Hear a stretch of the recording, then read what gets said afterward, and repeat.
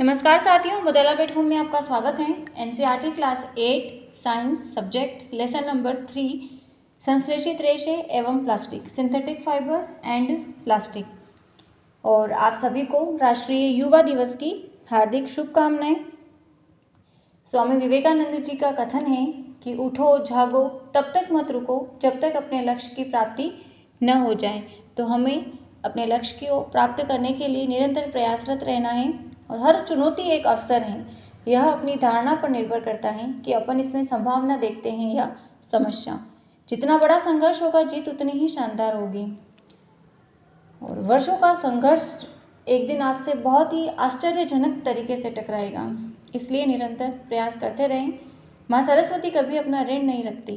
तो अपन शुरू करते हैं lesson number 3 synthetic fibre and plastic, जिसमें कल अपन ने देखा था कि प्लास्टिक वगैरह क्या होता है और पॉलीमर क्या होता है। पॉलीमर जो मोनोमर की बहुत सारी यूनिट्स के रिपीट होने से पॉलीमर का फॉर्मेशन होता है। ग्रीक भाषा का वर्ड है पॉलीमर। आगे देखते हैं कुछ स्पेशल नोट। जो प्लास्टिक होता है और जल और वायु से क्रिया नहीं करता है। प्लास्टिक ऊष्मा और विद्युत का कुचालक है। टेफ्लॉन, इसका केमिकल फॉर्मूला होता है CF2CF2। फ्लोरीन दो लग रहे हैं, इसका केमिकल नेम है टेफ्लॉन। बाकी इसको क्या कहा जाता है IUPAC नेम में टेट्राफ्लोरोएथिलीन। टेट्राफ्लोरोएथिलीन 2 कार्बन है, 2 कार्बन को एथ बोला जाता है। ये एक विशिष्ट प्रकार का प्लास्टिक होता है जिसका उपयोग नॉन-स्टिक बर्तन में किया जाता है, जिस पर खाना चिपकता नहीं है। उन बर्तन को बनाने में इस पॉलीमर का यूज़ किया जाता है। अब जैव निम्नीकरणीय पदार्थ क्या होते हैं? बायोडिग्रेडेबल। और जैव अनिम्नीकरणीय पदार्थ क्या होते हैं? Non biodegradable. बायोडिग्रेडेबल का मतलब क्या होता है? ऐसे पदार्थ जो प्राकृतिक प्रक्रिया जैसे जीवाणु की क्रिया के द्वारा अपघटित हो जाते हैं, डिकम्पोज हो जाते हैं, उसे कहते हैं बायोडिग्रेडेबल। जैसे कागज हैं, सूती कपड़ा, सब्जी, फलों के छिलके, ऊनी वस्त्र, ये सब क्या होते हैं? डिकम्पोज हो जाते हैं। जबकि क्या प्लास्टिक डिकम्पोज हो पाता है? जैव अनिम्नीकरणीय पदार्थ जो प्राकृतिक प्रक्रिया के द्वारा सरलता से विघटित नहीं होता है, जैसे टिन है, एल्यूमिनियम, धातु के डिब्बे, प्लास्टिक की थैलियाँ, ये सभी क्या करते हैं? प्रदूषण फैलाने का ही काम करते हैं। और जब इनको जलाया भी जाता है ना, तो अपने इन्वायरमेंट में जो गैसें हैं उनको भी प्रदूषित कर देती हैं और बहुत हानिकारक प्रभाव होता है।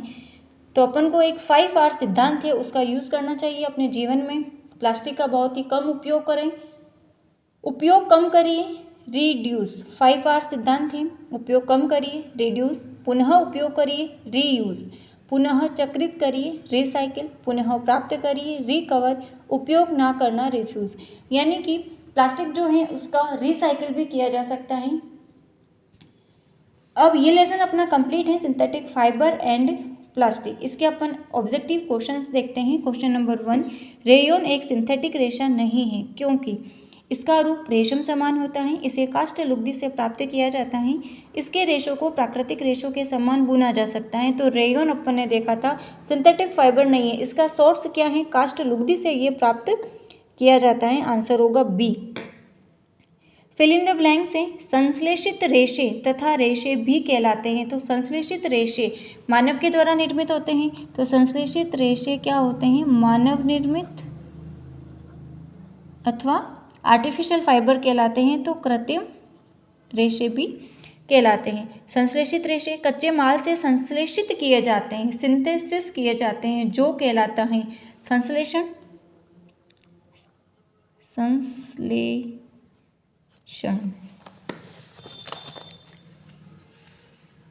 थर्ड है फिल इन द ब्लैंक। संश्लेषित रेशे की भांति प्लास्टिक भी एक, प्लास्टिक क्या है?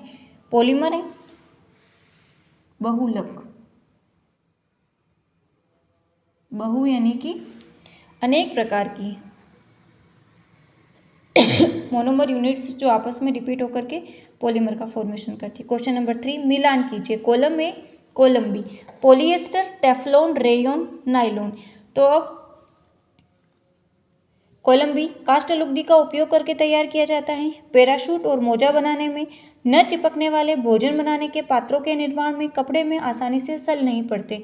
तो पॉलिएस्टर, पॉलिस्टर का कपड़ा होता है ना जिसमें सल नहीं पड़ते, तो ऐसा कौन सा होता है? पॉलिस्टर होता है, कपड़े में आसानी से सल नहीं पड़ते। टेफ्लॉन क्या होता है? CF2 टेट्राफ्लोरोइथिलीन न चिपकने वाले भोजन के पात्रों में। रेयॉन क्या करता है? कास्ट लुगदी का उपयोग करके तैयार किया जाता है। नायलॉन पैराशूट और मोजा बनाने के काम में यूज किया जाता है। क्वेश्चन नंबर 4, कॉटन रेशे का निर्माण होता है। स्टार्च, प्रोटीन, लिग्निन, सेल्यूलोज, तो सेल्यूलोज। क्वेश्चन नंबर 5, प्रथम पूर्ण रूप से सिंथेटिक फाइबर हैं। पॉलिस्टर, रेयॉन, नायलॉन सभी, तो प्रथम पूर्ण रूप से संश्लेषित रेशा है नायलॉन। क्वेश्चन नंबर 6, पीईटी का पूरा नाम है पॉलीथीन टर्बाइन, पॉलीएथीन हर्थेट, polyethylene terephthalate, A and B. तो पीईटी का नाम अपन ने जब पढ़ा था तब भी देखा था polyethylene terephthalate. Question number 7, polycot का निर्माण होता है। Polyester plus wool, polyester plus cotton, polyester plus rayon, तो पॉलीकोट, कोट यानी कॉटन आएगा, पॉलिस्टर प्लस कॉटन।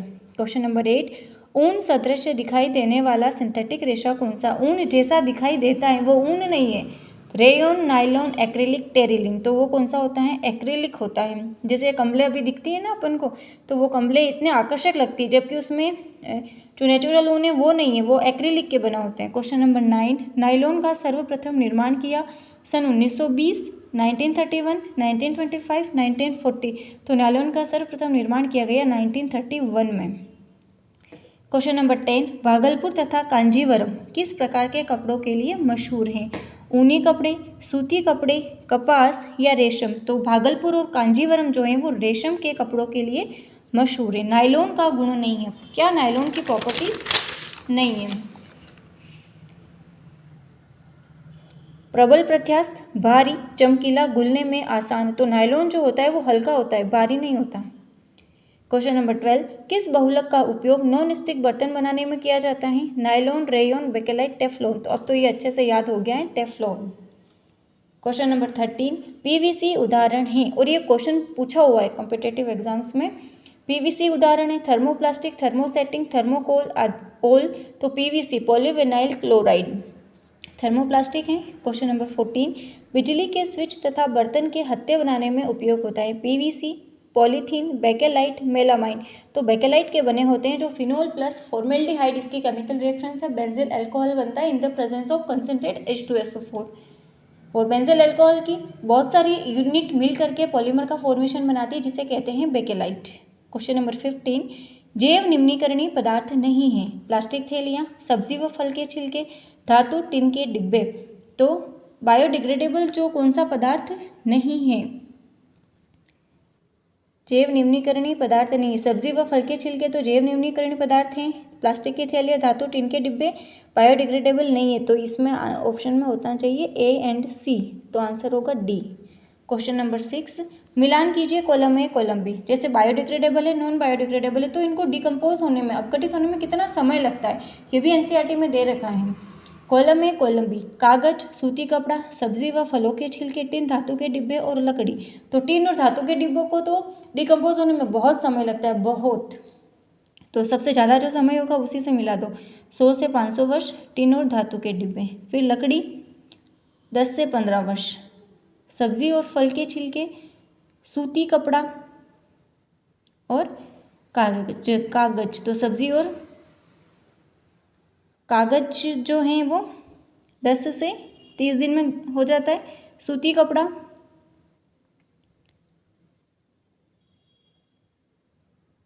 कपड़ा 2 से 5 महीने, सूती कपड़ा को लगता है 1 से 2 वर्ष, और सब्जी और फले को छिलके हैं 2 से 5 महीने।